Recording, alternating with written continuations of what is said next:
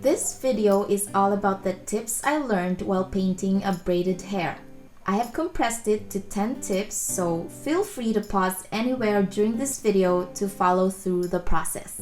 I mainly use quinacridone red, shades of purple, and raw umber for the hair. I put more dark pigments on the top and bottom, making it pop in the center to give it a more three-dimensional form. The first thing I did here is that I sketched some easy patterns resembling a box braid. I made it simple by doing my own thing and not necessarily depending on the reference photo, which would be more difficult. I did this pattern also keeping in mind the perspective of not making them of the same regular size. It's okay to have irregularities in the sketch to make it look more spontaneous. No need to use any kind of ruler or measurement for this. I did an initial wash of quinacridone red for the most part of the hair area, as Zendaya's hair here was intentionally dyed red. For the photo shoot probably, huh? And then I used raw umber for the hair close to the scalp to hint a natural hair color. I did wet on wet for the red area to let it flow smoothly into most part of the head, while I did a simple, almost dry brushing technique with raw umber near the scalp as it is more specific. The strokes I did was always to the direction of the hair strand.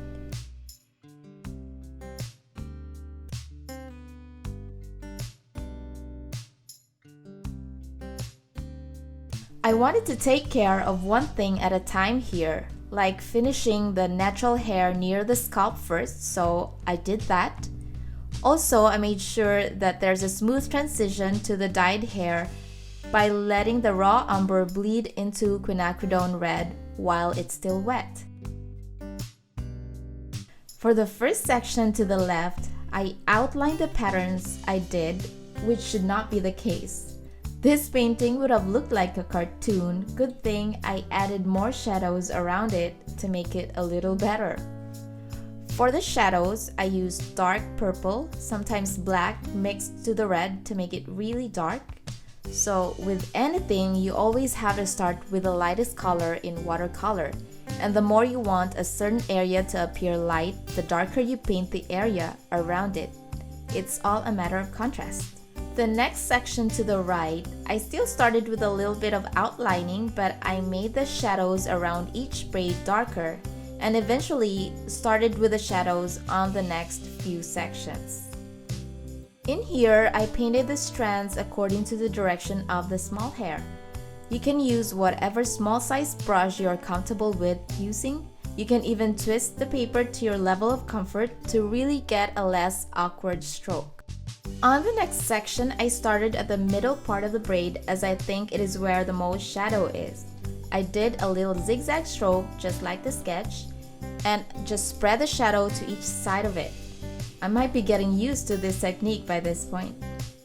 So as you've noticed, I did one section first and then did another section away from it just to let it dry first before painting another one next to it.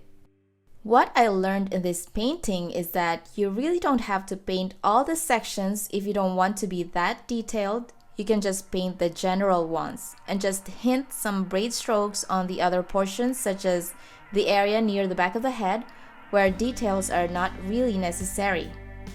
Just make sure to use subtle colors there and not overpower the detailed area. It will still look like a beautifully braided hair while leaving it to your viewer's brain to make sense of the whole painting. And it will surely make sense, just need to practice more. So final steps included adding more dark pigments to the areas needing it and doing final wash on the top and bottom of the hair with quinacridone red, blending it while leaving the middle with more light to make it pop.